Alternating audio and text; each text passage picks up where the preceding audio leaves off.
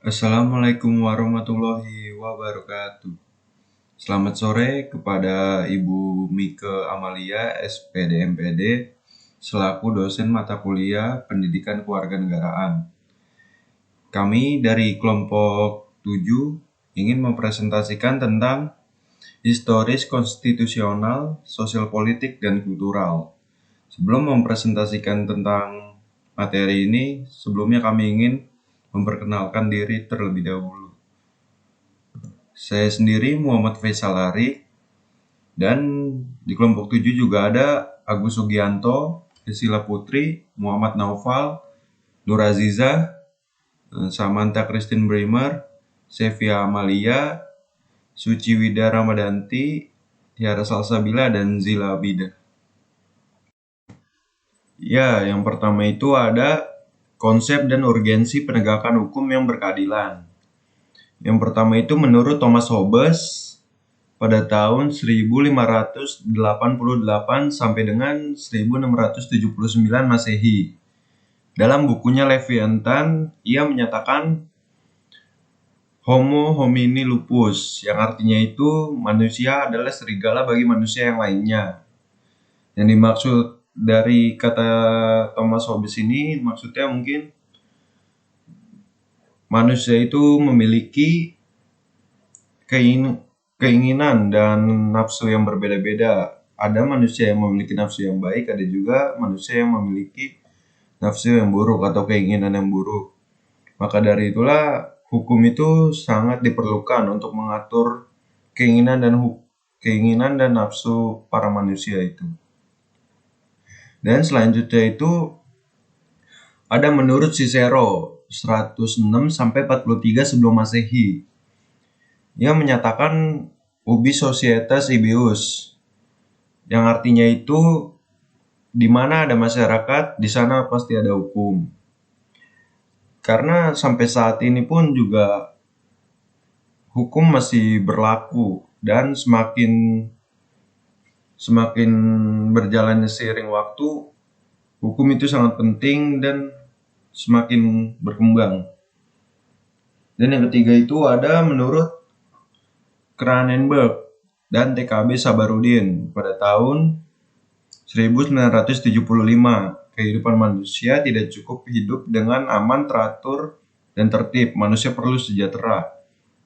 Mungkin yang dimaksud dari Kranenberg dan TKB Sabarudin ini mungkin tujuan negara yang hanya mementingkan keamanan dan tata tertib peraturan itu mungkin pemikiran negara yang terlalu sempit.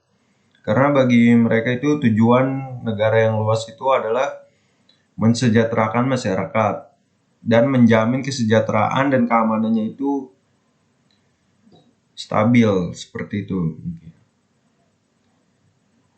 Ya, penjelasan akan dilanjutkan oleh rekan-rekan kelompok yang lain. Saya Agus Sugianto ingin menjelaskan tentang tujuan negara. Tujuan negara Republik Indonesia dapat kita temukan pada pembukaan UUD 1945, yakni pada alinea keempat sebagai berikut. Untuk membentuk suatu pemerintahan negara Indonesia yang melindungi segenap bangsa Indonesia dan seluruh tumpah darah Indonesia, dan untuk memajukan kesejahteraan umum, mencerdaskan kehidupan bangsa, dan ikut melaksanakan ketertiban dunia berdasarkan kemerdekaan, perdamaian abadi, dan keadilan sosial.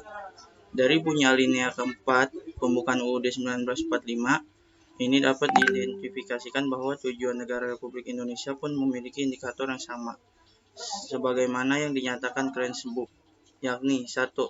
Melindungi segenap bangsa Indonesia dan seluruh tumpah darah Indonesia.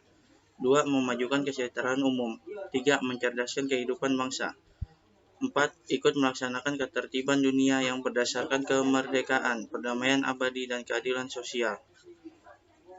Dalam teori tujuan negara, pada umumnya ada 4 fungsi yang dianut oleh negara-negara di dunia. 1. Melaksanakan penertiban dan keamanan. 2. Mengusahakan kesejahteraan dan kemakmuran rakyatnya. 3. Pertahanan. Dan 4. Menegakkan keadilan. Pelaksanaan fungsi keempat, yakni menegakkan keadilan. Fungsi negara dalam bidang peradilan dimaksudkan untuk mewujudkan adanya kepastian hukum. Fungsi ini dilaksanakan dengan berdasarkan pada hukum dan melalui badan-badan peradilan yang didirikan sebagai tempat mencari keadilan. Bagi Indonesia, dalam rangka menegakkan keadilan, telah ada sejumlah peraturan perundangan yang mengatur tentang lembaga pengadilan dan badan peradilan. Peraturan perundangan dalam bidang hukum pidana, yaitu Kitab Undang-Undang Hukum Pidana atau KUHP, dan Kitab Undang-Undang Hukum Acara Pidana (KUHAP). Perkenalkan, nama saya Sila Putri. Saya akan membacakan materi slide 5, perlunya penegakan hukum yang berkeadilan. Penegakan hukum sangatlah penting bagi masyarakat, terutama bagi masyarakat kalangan bawah.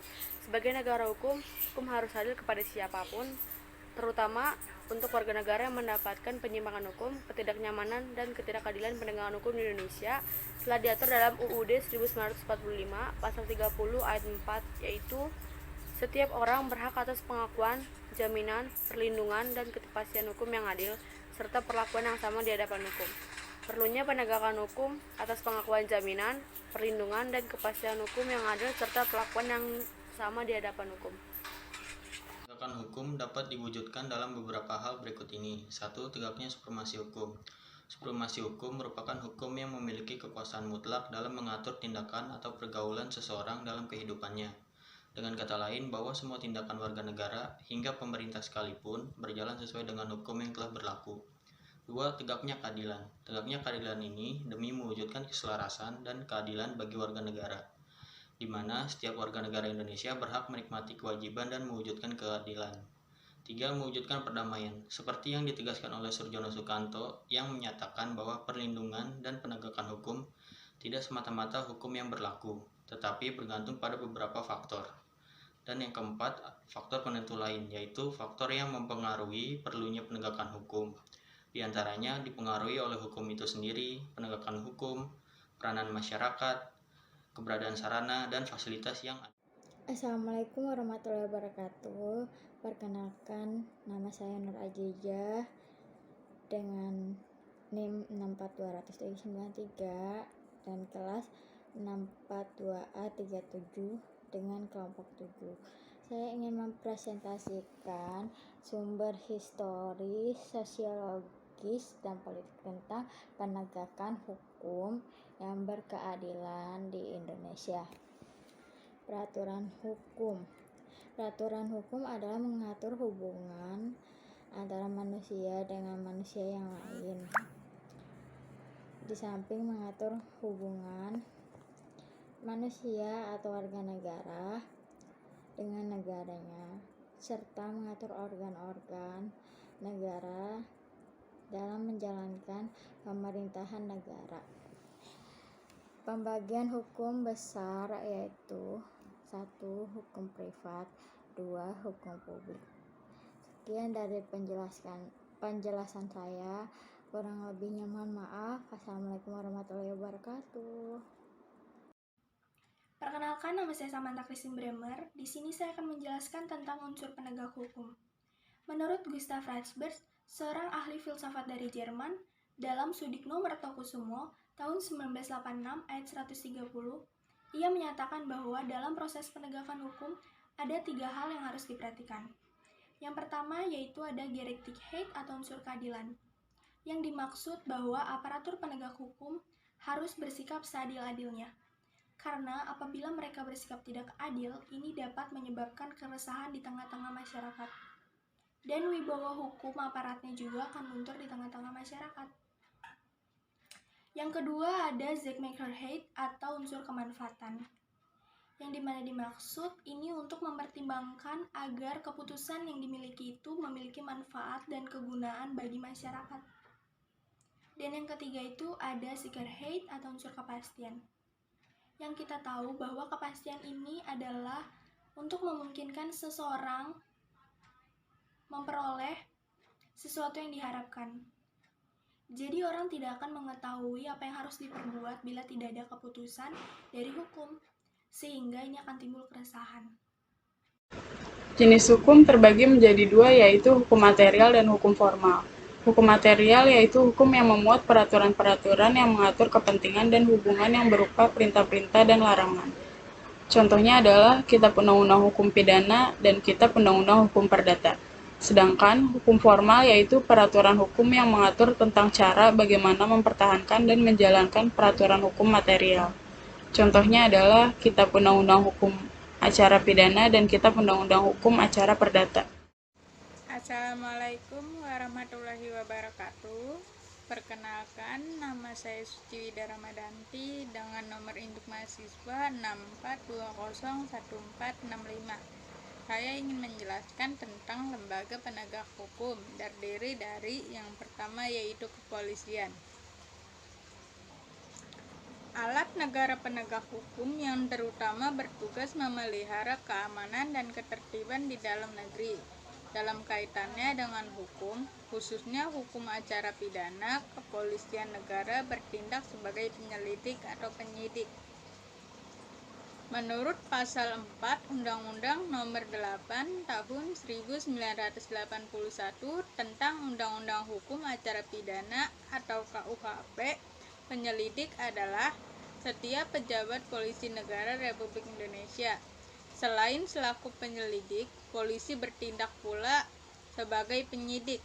Menurut Pasal 6 Undang-Undang Nomor 8 Tahun 1981, yang bertindak sebagai penyidik yaitu pejabat polisi negara Republik Indonesia, pejabat pegawai negeri sipil tertentu yang diberi wewenang khusus untuk undang-undang. Yang kedua yaitu kejaksaan. Undang-Undang Nomor 16 Tahun 2004 tentang Kejaksaan Republik Indonesia Pasal 1 menyatakan bahwa jaksa adalah pejabat fungsional yang diberi wewenang oleh undang-undang untuk bertindak sebagai penuntut umum dan pelaksanaan putusan pengadilan yang telah memperoleh kekuatan hukum tetap serta wewenang lain berdasarkan undang-undang.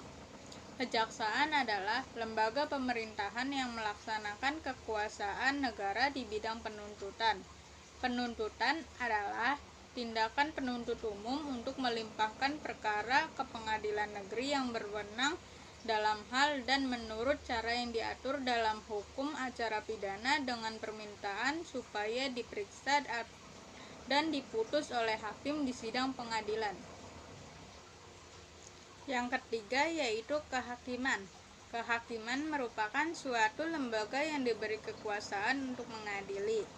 Hakim adalah pejabat peradilan negara yang diberi wewenang oleh undang-undang untuk mengadili. Hakim tidak boleh dipengaruhi oleh kekuasaan-kekuasaan lain dalam memutuskan perkara. Pasal 1 Undang-Undang Nomor 8 Tahun 1981 tentang Undang-Undang Hukum Acara Pidana atau KUHP mengadili adalah serangkaian tindakan hakim untuk menerima, memeriksa, dan memutus perkara pidana berdasarkan asas bebas, jujur, dan tidak memihak di sidang pengadilan dalam hal dan menurut cara yang diatur dalam undang-undang tersebut. Apabila hakim mendapat pengaruh dari pihak lain dalam memutuskan perkara, maka cenderung keputusan hakim itu tidak adil, yang pada akhirnya akan meresahkan masyarakat dan wibawa hukum, dan hakim akan pudar. Sementara lembaga peradilan terdiri dari yang pertama yaitu peradilan agama.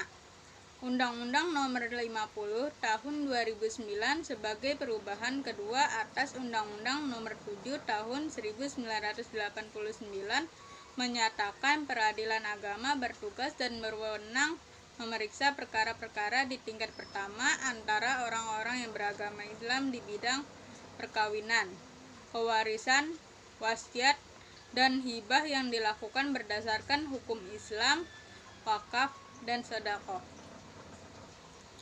Yang kedua yaitu peradilan militer.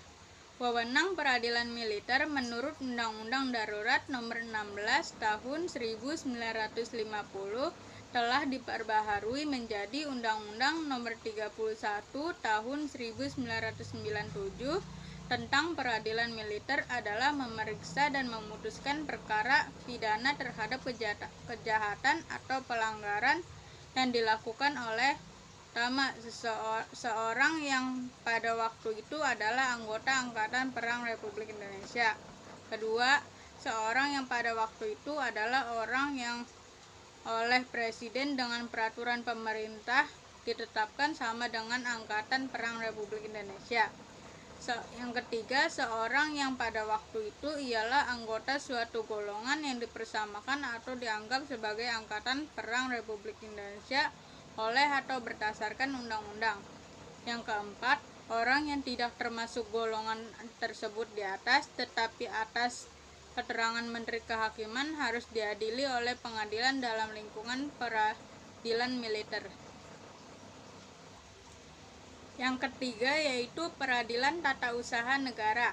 Peradilan Tata Usaha Negara diatur Undang-Undang Nomor 5 Tahun 1986 yang telah diperbaharui menjadi Undang-Undang Nomor 9 Tahun 2004. Pasal 1 ayat 1 disebutkan bahwa tata usaha negara adalah administrasi negara yang melaksanakan fungsi untuk menyelenggarakan urusan pemerintahan baik di pusat manapun di daerah.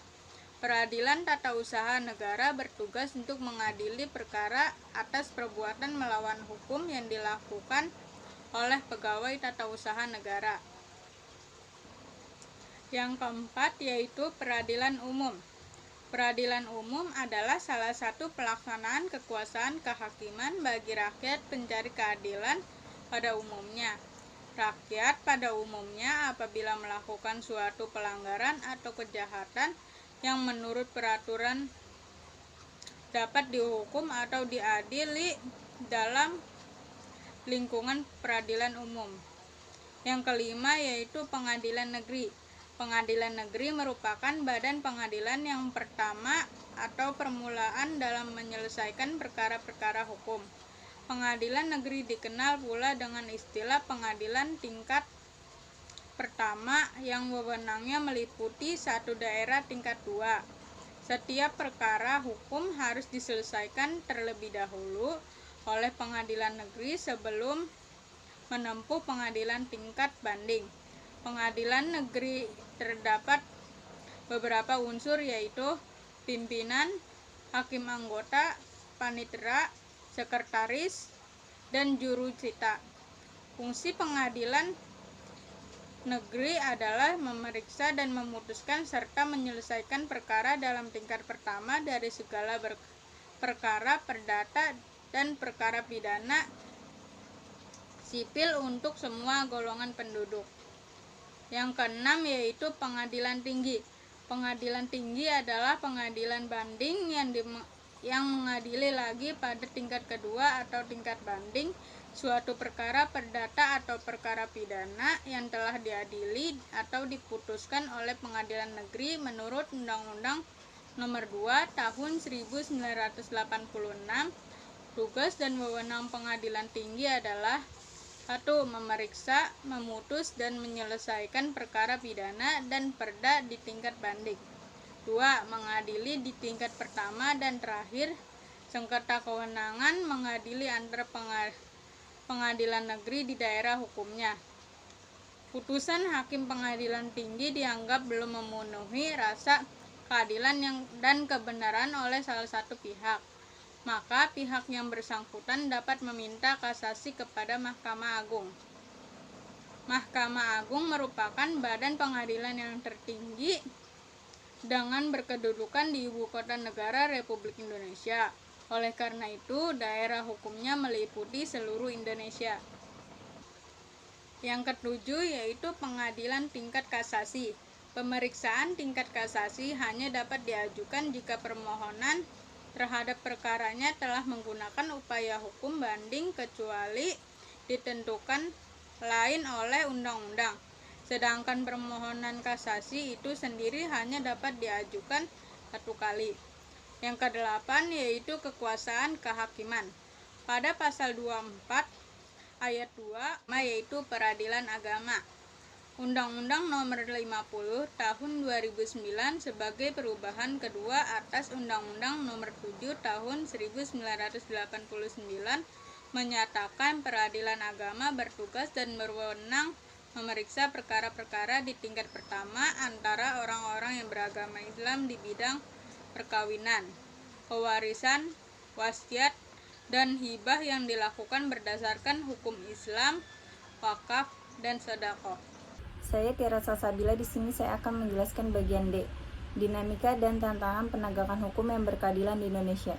Banyaknya kasus perilaku warga negara sebagai subjek hukum baik yang bersifat perorangan maupun kelompok masyarakat yang belum baik dan terpuji atau melakukan pelanggaran hukum menunjukkan bahwa hukum di Indonesia masih perlu ditegakkan. Persoalannya, penegakan hukum di Indonesia dipandang masih lemah. Dalam beberapa kasus, masyarakat dihadapkan pada ketidakpastian hukum. Rasa keadilan masyarakat pun belum sesuai dengan yang diharapkan. Sebagian masyarakat bahkan merasakan bahwa aparat penegak hukum sering memberlakukan hukum bagaikan pisau yang tajam ke bawah tetapi tumpul ke atas. Apabila hal ini terjadi secara terus-menerus, bahkan telah menjadi suatu kebiasaan yang dibenarkan, maka tidak menutup kemungkinan akan terjadi revolusi hukum.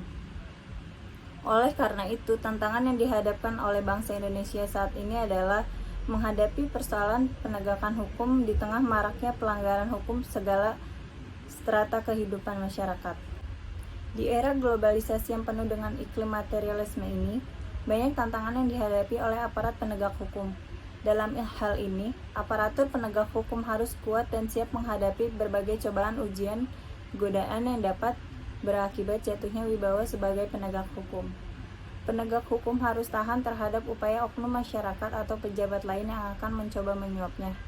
Selain itu, pemerintah perlu melakukan upaya preventif dalam mendidik warga masyarakat, termasuk melakukan pembinaan kepada semua aparatur negara secara terus-menerus.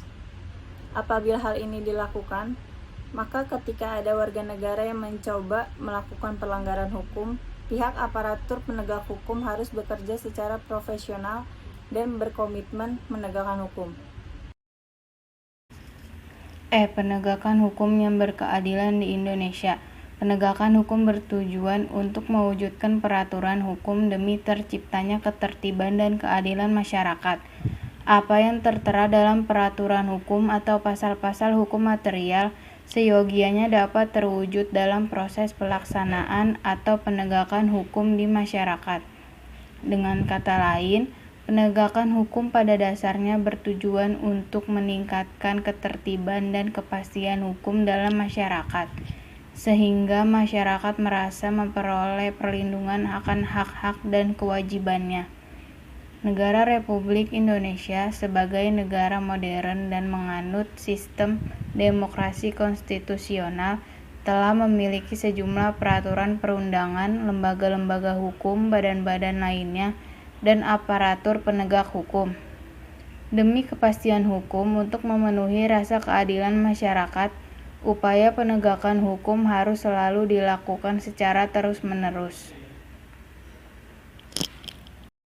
Ya, sekian dari presentasi kami kelompok 7. Kurang lebihnya mohon maaf dan terima kasih. Wassalamualaikum warahmatullahi wabarakatuh.